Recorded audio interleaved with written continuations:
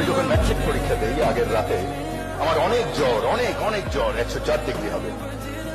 আমি সকালবেলা উঠে বললাম, মা আমি তো আর পরীক্ষা দিতে পারবো না।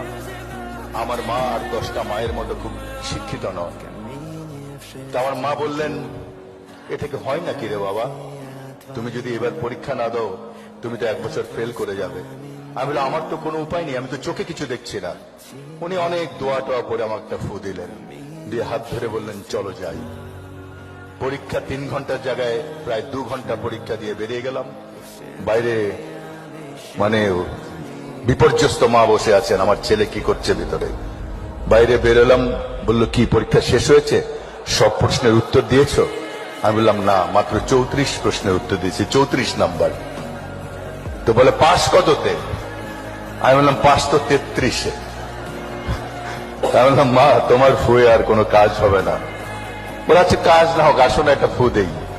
এবার ফুটে একটা নামাজ পড়ে দেই।